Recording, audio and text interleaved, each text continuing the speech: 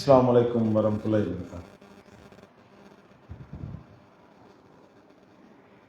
அல்லாஹு அக்பர் அல்லாஹு அக்பர் அல்லாஹு அக்பர் அல்லாஹு அக்பர் அஷ்ஹது அன் லா இலாஹ இல்லல்லாஹ் அஷ்ஹது அன் லா இலாஹ இல்லல்லாஹ்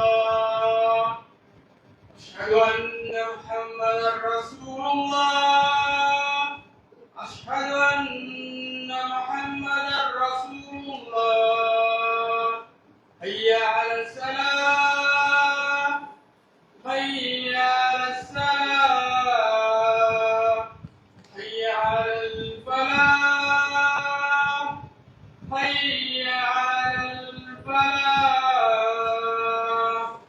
அல்லாஹு அக்பர் அல்லாஹு அக்பர் லா இலாஹ இல்லல்லாஹ்.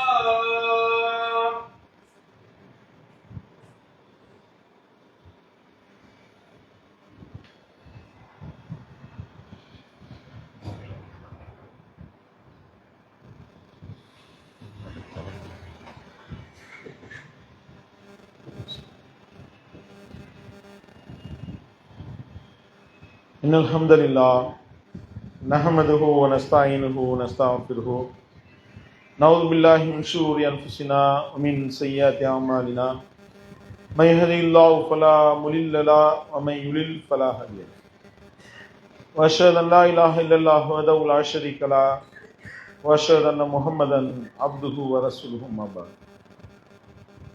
எல்லாம் அல்ல அல்லாஹ்வின் நல்லடியார்களே, சகோதர சகோதரிகளே, அல்லாஹ் நமக்கு வழங்கி இருக்கக்கூடிய இந்த புனிதமிக்க ஜும்மாவுடைய நாளில் ஜும்மாவுடைய தொழுகையை நிறைவேற்றுவதற்காக நாம் எல்லாம் இங்கே ஒன்று கூடியிருக்கின்றோம்.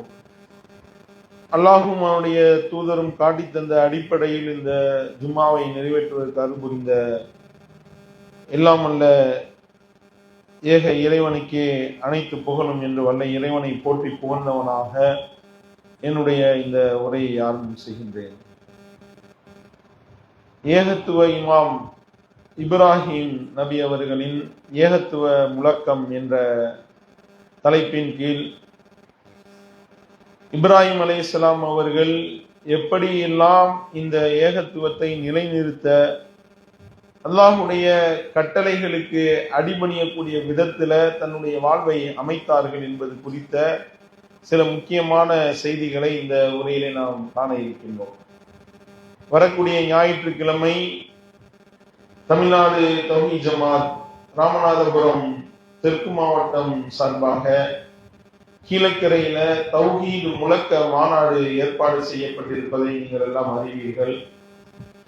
அந்த மாநாட்டினுடைய நோக்கம் ஏகத்துவ இமாம் இப்ராஹிம் அலைஹிஸ்ஸலாம் அவர்களுடைய அந்த ஏகத்துவ முழக்கத்தை நாம சரியான முறையில மக்களிடத்துல கொண்டு போய் சேர்க்க வேண்டும். எப்படி இப்ராஹிம் அலைஹிஸ்ஸலாம் அவர்கள் இந்த ஏகத்துவ கொள்கைய எந்த விதமான சமரசமும் இல்லாமல் தங்களுடைய இறைவனுடைய கட்டளையை ஏற்று எந்த விதமான ஒரு அட்ஜஸ்ட்மெண்ட்டும் இல்லாம மக்கள் மத்தியில எடுத்து சொன்னார்களோ அதை போல நாமும் சொல்ல வேண்டும். அப்படிப்பட்ட ஒரு அர்ப்பணிப்பான ஒரு வாழ்வை நம்முடைய அந்த லட்சியமாக கொள்ள வேண்டும் என்பதை மக்கள் மத்தியில தெளிவுபடுத்துவதற்குத்தான் இந்த மாநாடு. அந்த மாதிரியான ஒரு ஏகத்துவ உறுதிப்பாட்டை நம்முடைய வாழ்க்கையில் நம்ம கொண்டிருக்கின்றோமா என்பதை சுய பரிசோதனை செய்து கொள்வதற்காகத்தான் இந்த உரை. இப்ராஹிம் அலைஹிஸ்ஸலாம் அவர்களை பற்றி அல்லாஹ் தன்னுடைய திருமறையில ஸலாஹித்து சொல்லி காட்டுகின்றான். இதிபுத்தலா இப்ராஹீம ரப்புஹு பிகலிமாத்தின் ஃபஅதம்மஹுன்ன. இப்ராஹீமை நாம ஏராளமான கட்டளைகள் சோதனைகளை கொண்டு நாம ஏராளமான கட்டளைகளை கொண்டு அவரை நம்ம சோதித்தோம். ஃபஅதம்மஹுன்ன, அது அனைத்தையும் அவர் பரிபூரணமாக நிறைவேற்றினார் என்று அல்லாஹ் சொல்லி காட்டுகிறார். எந்த விதத்திலையும் அவர் சோடை போகவில்லை. அல்லாஹ் பல்வேறு விதமான சோதனைகளை வச்சான். ஒவ்வொரு சோதனையிலும் அவர் வெற்றி அடைந்தார். அதை பாஸ் மார்க் வாங்கின பேர். அதை எந்த அளவிற்கு அவர் அடிபணியக்கூடியவராக இருந்தார். அல்லாஹ் இன்னொரு இடத்துல சொல்லும் பொழுது, இது கால லஹு ரப்புஹு அஸ்லிம் கால அஸ்லம் துலி ரப்பில் ஆலமீன். தன்னுடைய ரப்பு அவரை கட்டுப்படுன்னு சொன்னா அவருடைய மறு வார்த்தை என்னவா இருந்தது தெரியுமா? கால அஸ்லம் துலி ரப்பில் ஆலமீன், அகிலங்கள் அனைத்தின் ரட்சகன் ஆகிய அல்லாவுக்கு நான் கட்டுப்பட்டேன் என்பதை தவிர வேறு பேச்சு பேச மாட்டார். ஏன்னா அவர் எனக்கு கட்டுப்பட்ட நல்லடியார்களில் ஒருவராக இருந்தார் என்று அல்லாஹ் ஸலாஹிக்கு சொல்லி காட்டுகின்றார். நம்ம அந்த மாதிரி கட்டுப்படுறோமா அல்லாஹ்வுக்கு? அல்லாஹ்வுடைய தூதருடைய வழிமுறையை பின்பற்றுவதில் அப்படிப்பட்ட ஒரு கட்டுப்படுதல் நமக்கு இருக்கின்றதா? நம்மை நாமே சுய பரிசோதனை செய்ய வேண்டும். இப்ராஹிம் அலைஹிஸ்ஸலாம் அவர்களுடைய அந்த முன்மாதிரியை நாம ஏற்று நடப்பதாக இருந்தால் அல்லாஹ்வுக்கு அடிபணிவதில் அர்ப்பணிப்பு தேவை. என்னுடைய ரப்பு என்ன சொன்னாலும் நான் கட்டுப்படுவேன், மறுபேச்சு பேச மாட்டேன். சமயனா அத்தகனா, செவியேற்றம் கட்டுப்பட்டோம் என்பதை தவிர வேறு பேச்சு பேசக்கூடாது. ஒரு உண்மையான இறை நம்பிக்கையாளர் பேச மாட்டான். ரப்பு என்ன சொன்னாலும் கேட்பான். என்ன சொன்னாலும் அதை செய்வதற்கு நான் தியாகம் செய்ய தயாராக இருக்கின்றேன் என்பதுதான் இப்ராஹிம் அலைஹிஸ்ஸலாம் அவர்களுடைய ஏகத்துவ விளக்கம். அல்லாஹ் தன்னுடைய திருமறையில் சொல்லி காட்டுகின்றானே, குல் இன்ன ஸலாத்தி வ நுசுகி வ மஹ்யாய வ மமாத்தி லில்லாஹி ரப்பில் ஆலமீன். நபியே நீங்கள் சொல்லுங்கள், என்னுடைய தொழுகை, எனது வணக்க வழிபாடு, எனது வாழ்வு, என்னுடைய சாவு எல்லாம் உனக்கா, அல்லாஹ்வுக்காக, அகிலங்கள் அனைத்தின் ரப்பாகிய அல்லாஹ்வுக்கே உயர்வு என்று நபியே நீங்கள் சொல்லுங்க அல்லாஹ் சொல்லி காட்டுகின்றான். அப்படி வாழ்வதுதான் இப்ராஹிம் அலைஹிஸ்ஸலாம் அவர்களை நாம முன்மாதிரியாக கொண்டிருக்கின்றோம். ஏன்னா அல்லாஹ் அதை ஒரு கட்டளையாவே போடுறோம். இத்தபஉ மில்லத இப்ராஹீம ஹனீஃபா, இப்ராஹிமை நேர்வழியில் நின்ற, உண்மை வழியில் நின்ற அந்த இப்ராஹிமுடைய வழியை நீங்கள் பின்பற்றுங்கள். அல்லாஹ் நம்ம எல்லாரும் கட்டளை போடுறோம். இப்ராஹிம் அலைஹிஸ்ஸலாம் அவர்களை நாம் பின்பற்றுவது உண்மையாக இருந்தா அல்லாஹ்வுடைய கட்டளைகள் அனைத்து, எந்த ஒரு கட்டளையாக இருந்தாலும் அதற்கு முழுமையாக அடிபணியக்கூடியவர்களாக, அவனுக்கு கட்டுப்பட்டு நடக்கக்கூடியவர்களாக, அல்லாஹ்வுடைய கட்டளைக்கு மறுபேச்சு பேசாதவர்களாக நம்முடைய வாழ்க்கையை அர்ப்பணித்தோமேயானால் அதுதான் இப்ராஹிம் அலைஹிஸ்ஸலாம் அவர்களுடைய ஏகத்துவ முழக்கம். அந்த மாதிரியான முழக்கத்தை நம்முடைய வாழ்க்கையில நம்ம முழங்குகின்றோமா? யோசனை பண்ணி பாருங்க. நம்மை நாம் சுய பரிசோதனை செய்ய கடமைப்பட்டு இருக்கின்றோம். ஏக இறை கோட்பாட்டை மக்கள் மத்தியில எடுத்து போதுல அவர்கள் சமரசம் செய்ததே கிடையாது. அல்லாஹ் ஒருத்தனை மட்டும்தான் வணங்க வேண்டும் என்ற ஏக இறை கோட்பாடு இருக்கின்றத, அதுதான் உயிர் மூச்சு, உயிர் நாடி. அல்லாஹ் ஒருவனை மட்டுமே வணங்க வேண்டும், அவனுக்கு இணையாக யாரையும் ஆக்கக்கூடாது, அவனுடைய இடத்துல கொண்டு யாரையும் வைக்கக்கூடாது. இணை கற்பித்தல் என்ற மாபெரும் அநியாயத்தை எந்த நிலையிலும் நினைத்து கூட பார்த்து விடக்கூடாது. டிக்ளரேஷன் பண்ணாங்களாம் இப்ராஹிம் அலைஹிஸ்ஸலாம் அவர்கள். அந்த வார்த்தையை நீங்களும் சொல்லுங்க அல்லாஹ் சொல்லி காட்டுகின்றான். கத் கானத் லக்கும் உஸ்வத்துன் ஹஸனத்துன் ஃபீ இப்ராஹீம வல்லதீன மஅஹு, அல்லாஹ் சொல்லி காட்டுகின்றான். இப்ராஹிமும் அவர்களோடு இருந்தவர்களும் சொன்ன விஷயத்துல உங்களுக்கு அழகிய முன்மாதிரி இருக்கின்றது. இது காலுடைய கௌமிஹிம், தங்களுடைய சமுதாயத்தினரை நோக்கி அவர்கள் சொன்னார்கள், இன்னா புராஉ மின்கும் மிம்மா தஅபுதுன மின் துனில்லாஹ் கஃபர்னா பிக்கும் வபதா பைனனா வ பைனகுமுல் அதாவத்து வல் பஅதாஉ அபதா ஹத்தா துமினு பில்லாஹி வஹதா. அந்த டிக்ளரேஷனை கேட்டாலே ஏகத்துவத்தை உயிர் மூச்சாக கொண்டிருக்கக்கூடியவர்களுக்கு ஒரு விதமான ஒரு பூஸ்ட், ஒரு போஷாக்கு, அல்லாஹ்வை வணங்க வேண்டும் என்பதுல ஒரு வெறி ஏற்படும். இறைவனை மறுக்கக்கூடியவர்களுக்கு இதை கேட்டா உள்ளத்துல கலக்கம் வரும், பயம் வரும், நடுக்கம் வரும். அப்படிப்பட்ட டிக்ளரேஷன் என்ன சொன்னாங்க? இன்னா புராஉ மின்கும் மிம்மா தஅபுதுன மின் துனில்லாஹ், நீங்கள் இறைவனை விடுத்து விட்டு யாரையெல்லாம் வணங்குகின்றீர்களோ அவர்களை விட்டும் நாங்கள் விலகி விட்டோம், உங்களை விட்டும் நாங்கள் விலகி கொண்டோம். கஃபர்னா பிக்கும், உங்களை நாங்கள் மறுக்கின்றோம். அபதா பைனனா வ பைனகுமுல் அதாவத்து வல் பஅதாஉ அபதா ஹத்தா துமினு பில்லாஹி வஹதா. அல்லாஹ் ஒருவனை மட்டுமே நம்பிக்கை கொள்ள வேண்டும், அவனை மட்டுமே வணங்க வேண்டும் என்ற இந்த ஏக இறை கோட்பாட்டின் பக்கம் நீங்கள் வராத வரை உங்களுக்கும் எனக்கும் எங்களுக்கும் மத்தியில என்றென்றும் பகைமையும் வெறுப்பும் என்றென்றும் ஏற்பட்டு விட்டது என்று இப்ராஹிமும் அவரோடு இருந்தவர்கள் சொன்னாங்களே, அந்த மாதிரி நீங்களும் சொல்லுங்கன்னு அல்லாஹ் சொல்றாங்க. அப்ப இப்படிப்பட்ட ஒரு டிக்ளரேஷன் அல்லாஹ்வுக்கு இணை கற்பிக்கக்கூடியவர்களோட ஒட்டும் இல்லை, உறவும் இல்லை. இறைவனை மறுக்கிறியா? இறைவனுடைய இடத்துல கொண்டு போய் நீ யாரையும் வைக்கிறியா? அல்லாஹ்வுடைய இடத்துல கொண்டு போய் நீ வேற யாரையாவது வச்சு நீ அழைப்பாயானால் அது மிகப்பெரிய அநியாயம். ஆனா இங்க என்ன நடக்குது? அல்லாஹ்வுக்கு இணை கற்பிக்கக்கூடிய வேலைய இப்ராஹிம் அலைஹிஸ்ஸலாம் அவருடைய மார்க்கத்துல இருக்கிறோம்னு சொல்லக்கூடியவர்கள் சர்வ சாதாரணமாக தர்கா வணக்க வழிபாடுல ஊறி திளைக்கக்கூடியதை பார்க்கின்றோம். அல்லாஹ்வுக்கு இணை கற்பிக்கக்கூடியதையே ஏகத்துவம் என்று பேசக்கூடியவர்கள் இருக்கின்றார்கள். தர்கால போய் முட்டுவது, தர்காவுக்கு போய் முத்தம் கொடுப்பது, தர்கால போய் சுஜூத் செய்வது, தர்காவை வனம் வருவது, தவாப் செய்வது என்று சொல்லி இறைவனுக்கு இணை கற்பிக்கக்கூடிய அநியாயங்கள் நடக்கின்றது. அப்ப இதெல்லாம் ஏகத்துவமா? இதைத்தான் இப்ராஹிம் அலைஹிஸ்ஸலாம் சொன்னார்களா? எந்த அளவிற்கு ஆட்சி? இப்ராஹிம் அலைஹிஸ்ஸலாம் சிலைகளை அடித்து நொறுக்கினார்கள்.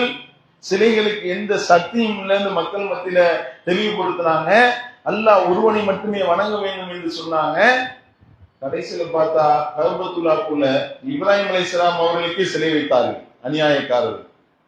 ரசூல் ஸல்லல்லாஹு அலைஹி வஸல்லம் அவர்கள் மக்கா வெற்றியின் போது கஅபத்துல்லாஹ்ல இருந்த கிட்டத்தட்ட 360க்கும் மேற்பட்ட சிலைகளை அடிச்சு நொறுக்குனாங்க. தன்னுடைய கைகளால் அடிச்சு நொறுக்குனாங்க. கையில ஒரு தடியை வைத்துக் கொண்டு அடிச்சு நொறுக்குறாங்க.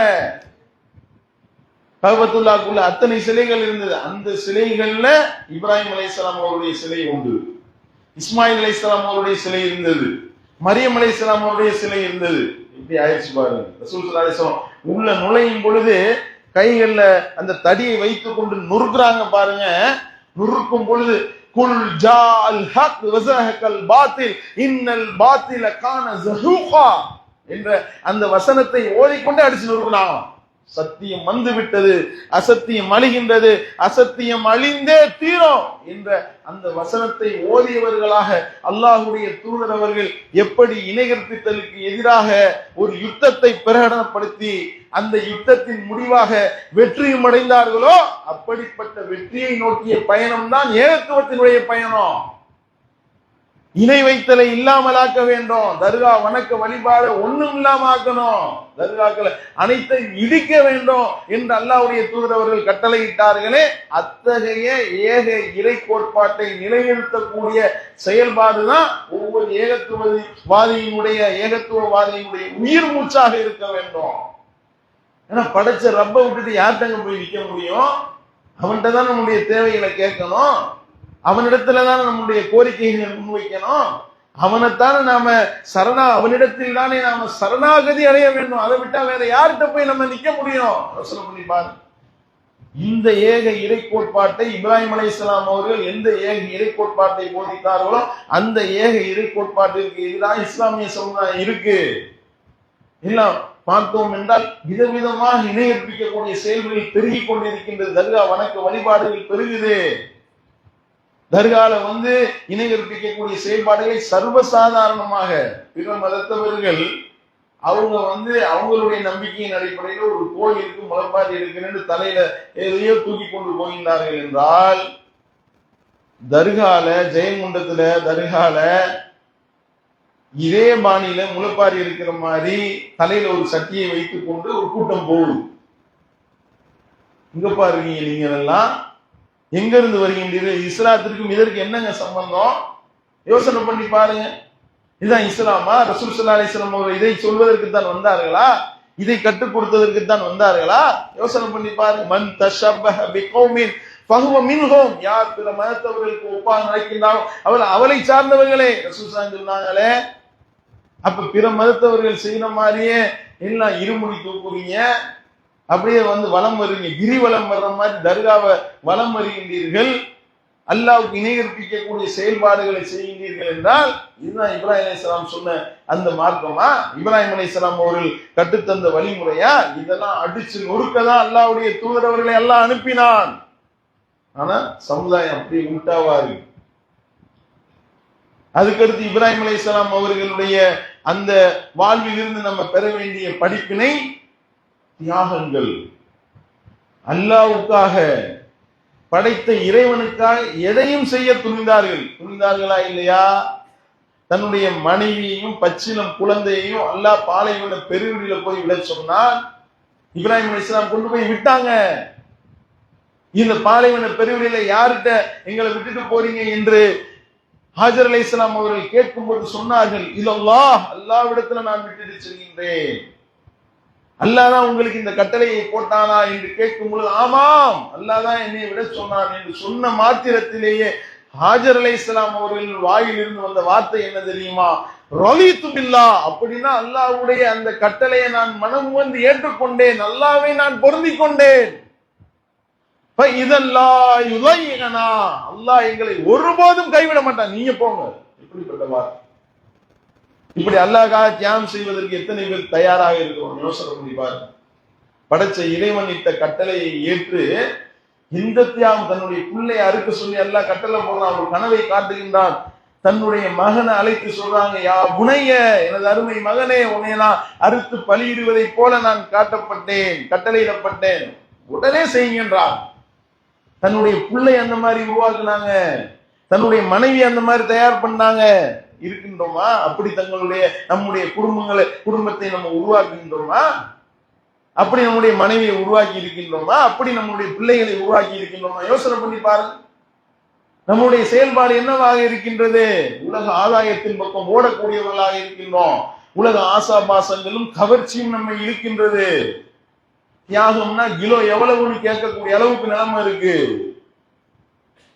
இப்ராஹிம் அலைஹிஸ்ஸலாம் அவர்கள் இந்த ஏக இறை கொள்கையை முழங்கியதற்காக நெருப்பு குண்டத்தை மூட்டப்பட்டு அந்த நெருப்பு குண்டத்தில் தூக்கி வீசப்பட்டார்கள். பயந்தாங்களா? நடுங்கினாங்களா? பின்வாங்கினாங்களா?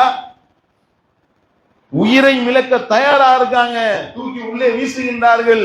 அல்லாஹ் குர்ஆன்ல சொல்லி காட்டுகிறான், குல்லா யா நார் கூனி பர்தன் வ ஸலாமா அலா இப்ராஹிம். நெருப்புக்கு நாம் கட்டளையிட்டோம், நெருப்பே இப்ராஹிமுக்கு நீ குளிர்ச்சியானதாகவும் சாந்தமானதாகவும் நீ மாறிவிடு. அல்லாஹ் மாத்தினான் நெருப்பு. இப்ப பல பேர் கேட்கிறாங்க, நெருப்பு இப்ராஹிம் அலைஹிஸ்ஸலாம் அவர்களுக்கு குளிர்ச்சியாச்சு, நமக்கு ஆகுமா? நம்ம இஸ்லாத்துல உறுதியாரு, தௌஹீதுல உறுதியாருலாம் பேசுறீங்களப்பா, உங்களை தூக்கி நெருப்புல வீசலாமா? நெருப்புல வீசினா நெருப்பு சுடாம இருக்குமா? இப்ராஹிம் அலைஹிஸ்ஸலாம் அவர்கள் எப்படி உறுதியோடு இருந்தார்களோ அந்த மாதிரி நாம உறுதியோடு இருப்போமேயானால், அத்தகைய ஈமான் நம்முடைய உள்ளத்துல இருக்குமேயானால் அல்லாஹ் நம்மையும் பாதுகாப்பான். அதுதான் ஈமான், அதுதான் இறை நம்பிக்கை. ஆனா இங்க என்ன நிலைமை? நம்ம என்ன தியாகம் பண்ணிட்டோம்? நெருப்புல இருந்து என்னை காக்கக்கூடிய அளவிற்கு ஈமான் நமக்கு இருக்கின்றதா? அத்தகைய தியாகங்கள் நமக்கு இருக்கின்றதா? அல்லாஹ்வுக்காக என்னங்க தியாகம் பண்ணோம்? யோசனை பண்ணி பாரு.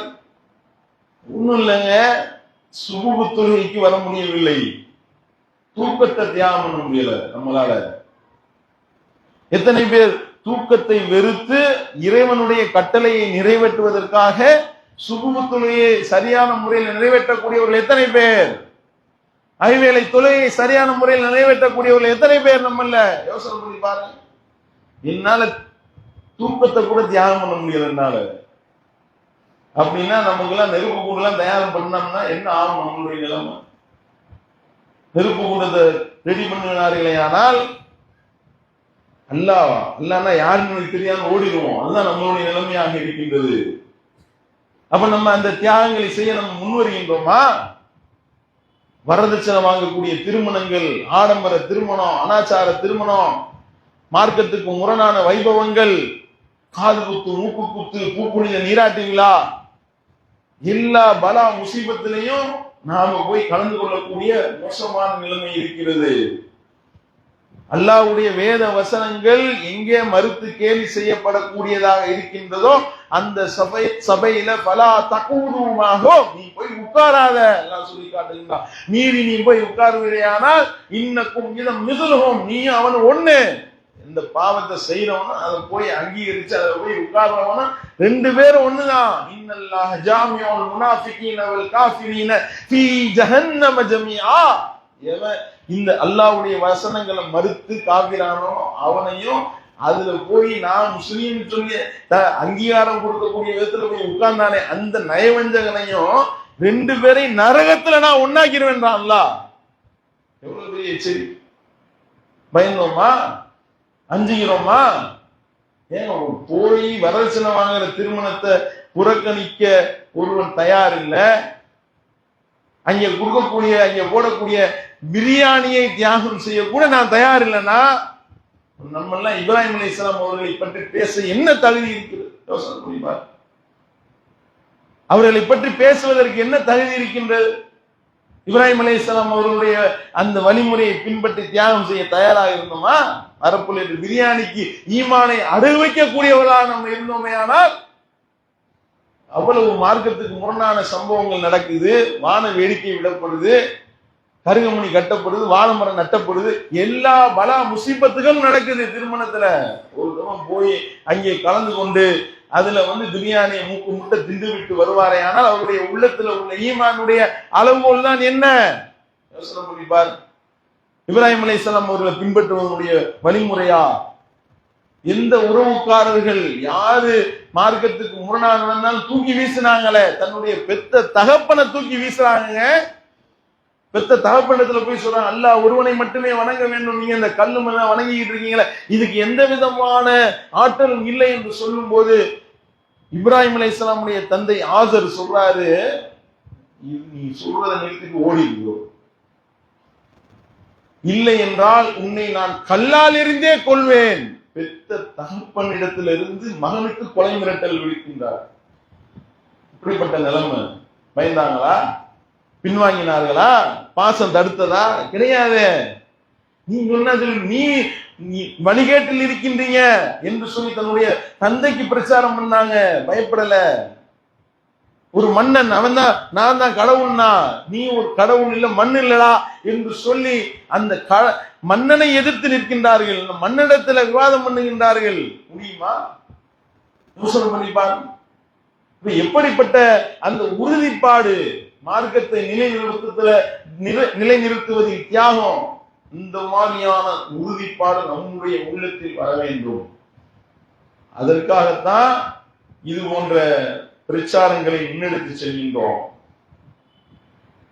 ஹாஜர் அலைஹிஸ்ஸலாம் அவர்கள் எப்படி ஒரு சிறந்த மனைவியாக, ஒரு அழகிய குடும்பமாக இப்ராஹிம் அலைஹிஸ்ஸலாம் அவர்களுக்கு அமைந்தார்களோ அந்த மாதிரி நாம நம்முடைய கணவனுக்கு அமைய வேண்டும்.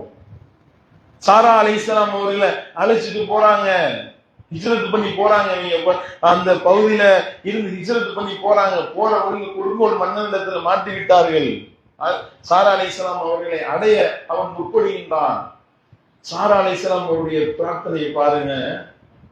கையேந்திராங்க, இறைவா, நான் உன்னை நம்பிக்கை கொண்டிருப்பது உண்மையாக இருந்தால் இந்த காஃபிர் என்னுடைய கற்பை அவன் அடைய முற்படுகின்றான், இவனை நெருங்க விடாத, நான் உன்னை அப்படி ஈமான் கொண்டிருக்கேன், உனக்கு அஞ்சியவளாக இருக்கிறேன், என்னுடைய கற்பை நான் காத்துக்கொள்ள விரும்புகிறேன் என்று அவர்கள் பிரார்த்தித்த மாத்திரத்திலேயே தொட வந்தவனுக்கு கை இழுத்துக்கிடுச்சு, வலிப்பு விழுவான். எப்படிப்பட்ட ஒரு உறுதிப்பாடு, எப்படிப்பட்ட தியாகம், எப்படிப்பட்ட அர்ப்பணிப்பு. இப்ப நமக்கு ஏதேனும் ஒரு துன்பம் துயரம் வரும் பொழுது நம்ம இறைவனை நான் அப்படி நம்பியிருக்கேன் இறைவா உன்ன அப்படின்னு சொல்லி நம்முடைய ஈமான முன்னிறுத்தி அல்லாஹ்விடத்துல பிரார்த்தனை செய்யலாம். நம்முடைய தியாகங்களை சொல்லி கேட்கலாம். அப்படி கேட்பதற்கு நம்ம என்ன தியாகம் பண்ணி இருக்கிறோன்றதை நம்ம ஆய்வு பண்ணணும், சுய பரிசோதனை பண்ணணும். ஏதாவது ஒரு அல்லாஹ்விடத்துல முன்வைக்கிறதா இருந்தா, இறைவா நான் இதெல்லாம் உனக்காக நான் செஞ்சேன். குகை தோழர்கள் கேட்டாங்க, குகையில போய் 3 பேர் மாட்டிட்டாங்க. 3 பேரும் அல்லாஹ்வுக்காக அவர்கள் செய்த அந்த நல்லறங்களை முன்னிறுத்தி கேட்டாங்க, என்னுடைய தாய் தந்தையரை நான் அப்படி பாதுகாத்துக்கிட்டேன். ஒருத்தவர் கேட்டாரு, ஒருத்தவர் தவறான வழிக்கு ஒரு பெண்ணை அழைக்கும் பொழுது உனக்கு அஞ்சி நான் அதை விட்டு விலகி விட்டேன், அதை முன்வைத்து கேட்டாரு. இன்னொருத்தவர் தன்னுடைய அந்த வேலையாளிடத்துல எப்படி நீளமா நடந்தது என்றதை சொல்லி கேட்டாரு. ஒவ்வொன்றையும் கேட்க கேட்க அப்படியே விலகி அவருடைய அந்த வழி கிடைத்தது என்று ரசூலுல்லாஹ் சொல்லி தர்றாங்களே. இந்த மாதிரி நம்ம கேட்பதற்கு நம்ம எத்தனை தியாகங்களை நாம பண்ணிருக்கிறோம். நம்மை நாமே சுய பரிசோதனை செய்யணுமா இல்லையா? யோசனை பண்ணி பாரு. அப்ப நம்ம இறைவனுக்காக இந்த வாழ்வை அர்ப்பணிக்க நாம் தயாராக இருக்க வேண்டும். அதைத்தான் இந்த இப்ராஹிம் அலைஹிஸ்ஸலாம் அவர்களுடைய வாழ்விலிருந்து நம்ம பெற வேண்டிய முக்கிய படிப்பினை. இதை மக்கள் மத்தியில் பறைசாற்றுவதற்கு தான் இந்த தௌஹீத் முழக்க மாநாடு. இது நோட்டு வாங்கவோ சீட்டு வாங்கவோ அரசியல்வாதிகளை காக்கா பிடிப்பதற்கோ அல்லது தேர்தலில் நின்று ஓட்டு பொறுக்குவதற்கோ கிடையாது இந்த மாநாடு. எதற்காக? படைத்த இறைவனிடத்துல அவனுடைய திருப்பொருத்தத்தை பெற வேண்டும். இங்க சீட்டு நோட்டு தேவையில்லை, சொர்க்கத்துல எங்களுக்கு சீட்டு வேணும், ஜன்னத்துல் ஃபிர்தௌஸ்ல எங்களுக்கு சீட்டு வேணும் என்பதற்காகத்தான் இந்த மாநாடு நடத்தப்படுகின்றது. 3 மணிக்கெல்லாம் கண்காட்சி அரங்கம் துவங்கிவிடும். அனைவரும் நீங்க உங்களுடைய குடும்பத்தோடு இந்த மாநாட்டில் கலந்து இந்த ஏகத்துவ முழக்கத்தை உலகெங்கும் பரிசாற்ற வேண்டுமாய் கேட்டுக்கொண்டு முதல் உரையை நிறைவு செய்கிறேன்.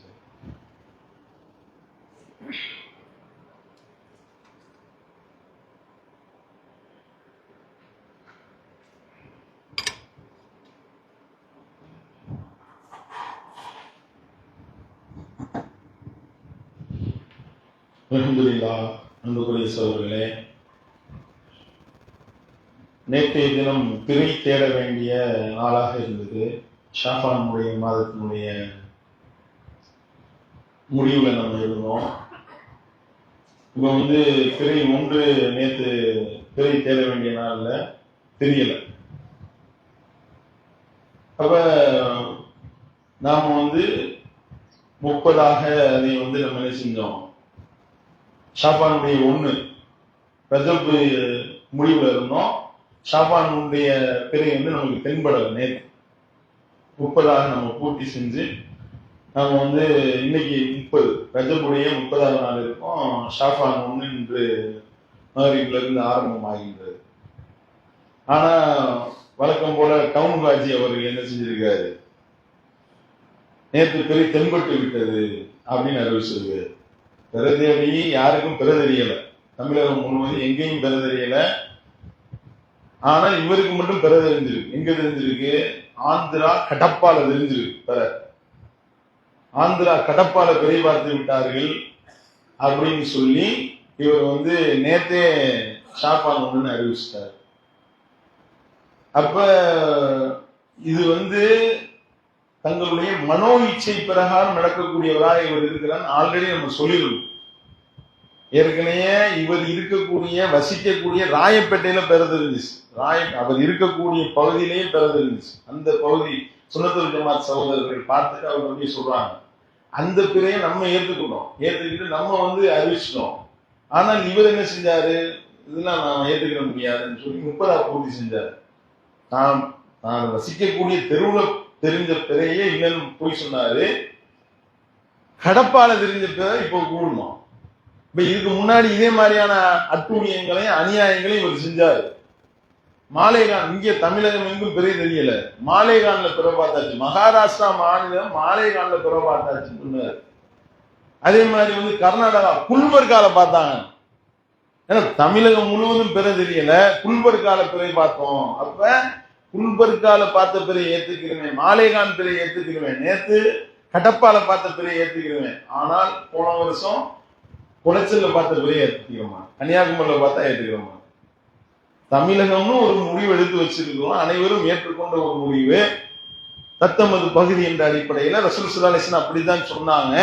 தூரமா பார்த்த பிறையை ஏற்றுக்கொள்ள கூடாது என்று சொல்லி சிரியால பார்த்த பிறை அல்லாஹ்வுடைய தூதர் ஏத்துக்கிறல. இப்னு அப்பாஸ் ரலியல்லாஹு அவர்கள் அறிவிக்கக்கூடிய செய்தி இருக்கு. அப்ப இந்த அளவுக்கு தெளிவாக தூரமாக பார்த்துவிட்டு பிறை பார்த்து சொன்ன தகவலை அல்லாஹ்வுடைய தூதர் அவர்கள் ஏற்றுக்கொள்ளாம அந்த மக்கள் நீங்க போய் உங்க தொழில்முறையில தொழுங்கன்னு சொல்லிவிட்டு அவங்களுடைய பகுதிக்கு வரையறைக்கு உட்பட்ட பகுதியில பார்த்த பிறையதான் ஏற்றுக்கொண்டார் என்று தெளிவாக ஹதீஸ் இருக்கு. அந்த அடிப்படையில் நம்ம ஒரு எல்லையை வகுத்து வைத்து நாம் ஏற்றுக்கொண்டு நபி வழி அடிப்படையில நாம் இபாதத்துகளை செஞ்சா, இவர் என்ன செய்யறாரு, கடப்பால பார்த்த பிறையை வச்சு நீ அறிவு பண்ணீங்கன்னா அப்ப எந்த அளவிற்கு மனோ இச்சையை பின்பற்றக்கூடியவராக இருக்கின்றார் தெரியுதா இல்லையா? அப்ப அதனாலதான் சொன்னோம், பிறைய வானத்துல தேடணும், டவுன்வாசி வாயில தேடக்கூடாது.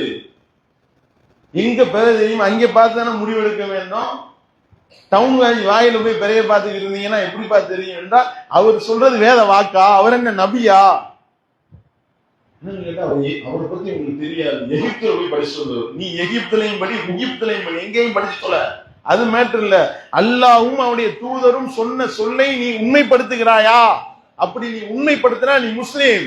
அல்லாஹ்வுடைய வேதத்தை ஏற்க மறுத்து, அல்லாஹ்வுடைய தூதருடைய வழிமுறையை ஏற்க மறுத்தால் நீ காஃபிரு.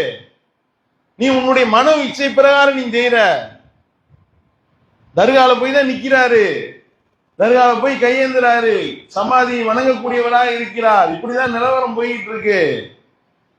அப்ப அல்லாஹ்வுக்கு அஞ்சக்கூடியவராக இருந்தால் என்ன செய்யணும்?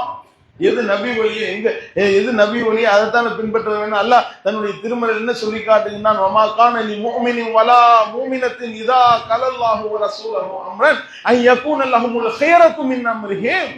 அல்லாஹ்வும் அவருடைய தூதரும் ஒரு விஷயத்தை பற்றி முடிவெடுத்து விட்டால் அதில் சுய அபிப்பிராயம் கொள்ள எந்த ஒரு மூமினான ஆணுக்கோ பெண்ணுக்கோ அருகதை கிடையாது. உனக்கு எப்படி அருகதை வந்துச்சு? அல்லாஹ்வுடைய தூதருடைய வழிமுறையை புறக்கணிக்கக்கூடிய விதத்துல நீங்க செயல்படுவீர்களே, ஆனால் நீங்க எப்படி அல்லாஹ்வுடைய அதிகாரத்தை நீங்க கையில் எடுக்கிறீங்களா? அல்லாஹ்வுடைய தூதருடைய அதிகாரத்தை நீங்க கையில் எடுத்து விட்டீர்களா? وَمَن يَعْصِ اللَّهَ وَرَسُولَهُ فَقَدْ ضَلَّ ضَلَالًا مُبِينًا. யார் அல்லாஹ்வுக்கும் அவருடைய தூதருக்கும் மாறு செய்கின்றார்களோ அவர் தூரமான தெளிவான வழிகேட்டில் விழுந்து விட்டார். அல்லாஹ் எச்சரிக்கின்றானே, فَلْيَحْذَرِ الَّذِينَ يُخَالِفُونَ عَنْ أَمْرِهِ أَنْ تُصِيبَهُمْ فِتْنَةٌ أَوْ يُصِيبَهُمْ عَذَابٌ أَلِيمٌ. யார் இந்த தூதருடைய வழிமுறைக்கு மாறு செய்கின்றானோ, இந்த தூதருடைய வழிமுறையை புறக்கணிக்கின்றானோ அவனுக்கு இந்த உலகத்துல கடுமையான சோதனை அவனை பீடித்துக் கொள்வதை விட்டும், மறுமையில் அவனுக்கு கடும் வேதனை அவனை பீடித்துக் கொள்வதை விட்டும் அவன் அஞ்சிக் கொள்ளட்டும். அல்லாஹ் சொல்லி காட்டுகின்றான். அல்லாஹ்வுடைய பயம் கொஞ்சமும் இல்லாம நீங்க நினைச்சதெல்லாம் தமிழகத்துக்குள்ள குளைச்சல்ல, கன்னியாகுமரியில, கோயம்புத்தூர்ல பார்த்த பிறைய மறுத்தீங்க. குல்பர்காலையும் மாலைக்காலையும் கடப்பாலையும் பார்க்கிற பிறையை நீ ஏற்றுக்கொள்வீர்கள் என்றால் அப்ப மனோ இச்சை தானே. எவன் மனோ இச்சையை தன்னுடைய கடவுளாக ஆக்கி கொண்டானா அவனுடைய நிலைமை என்ன? அப்ப மனித்தகத இலாஹு ஹவா. அல்லாஹ் கேட்கின்றானே, நபியை நீ பார்க்கலையா? அப்புறம் ஐத்த மனித்தகத இலாஹு ஹவா அப்ப அந்த தக்கூன் அலைஹி வக்கீலா. மனோ இச்சையை தன்னுடைய கடவுளாக ஆக்கி கொண்டவனை நபியை நீ பார்க்கவில்லையா? அவனுக்கு நீ எப்படி பொறுப்பாளனாக ஆக முடியும்? அல்லாஹ் கேட்கின்றான். அப்ப மனோ இச்சையை பின்பற்றி தன்னுடைய இஷ்டப்பிரகாரம் செய்யக்கூடிய இத்தகைய வழிகேடர்களை விட்டும் தமிழக முஸ்லிம்கள் எச்சரிக்கையாக இருக்க வேண்டும். இதே பஞ்சாயத்து ரமணான்ல தொடரும் கண்டிப்பா. ஏன்னா இப்ப முன்னாடி அறிவிச்சுட்டாரு. இப்ப அவங்க ஒரு நாளைக்கு முன்னாடியே பிறகு வைப்பாங்க. கடப்பால் இல்லாம கட்டப்பான்னு ஏதாவது ஒரு ஊர்ல தெரிஞ்சிச்சுன்னு சொல்லிட்டு ஏதாவது ஒரு நாட்டுல தெரிஞ்சிச்சுன்னா உடனே இவர் அறிவிப்பாரு. மக்களும் தலையாட்டி கொண்டு நாம கேட்டோம் என்றால் வழிகேட்டுல கொண்டு போய் தள்ளின பாவம் வந்து நம்மளும் வழிகேடர்களாக மாறிவிடுவோம். அல்லாஹ்வுக்கு அஞ்சி தமிழக முஸ்லிம்கள் இந்த விஷயத்துல முடிவெடுக்க வேண்டும் என்பதை நாம இந்த விஷயத்துல சொல்லிக் கொள்கின்றோம். இறுதியா ஒரே ஒரு அறிவிப்பு. அல்லாஹ்வுடைய அருளை கொண்டு வெளிப்பட்டினம் தமிழ்நாடு தௌஹீத் ஜமாஅத்தினுடைய மர்கஸினுடைய கட்டுமான பணிகள் உங்க கண்ணு முன்னாடி நிறைவேறி வருகின்றது. சில வாரங்களுக்கு முன்பாக நம்ம அறிவிப்பு செய்திருந்தோம். கிட்டத்தட்ட 25 லட்சம் ரூபாய் தேவை. 1000 ரூபாய் மேனி 2500 பங்குகளாக இதை நம்ம பிரிச்சிருக்கிறோம். உங்களால இயன்ற அந்த ஒத்துழைப்புகளை கொடுத்து நீங்க இந்த பணிக்கு நீங்க செலவிட்டால், பாடி வழங்கினால் நம்ம ரமலானுக்குள்ள நம்ம அந்த மர்கஸுக்குள்ள போயிடும். ஏன்னா இப்போ சீட்டு தகர சீட்ல தான் உட்கார்ந்துருவோம்.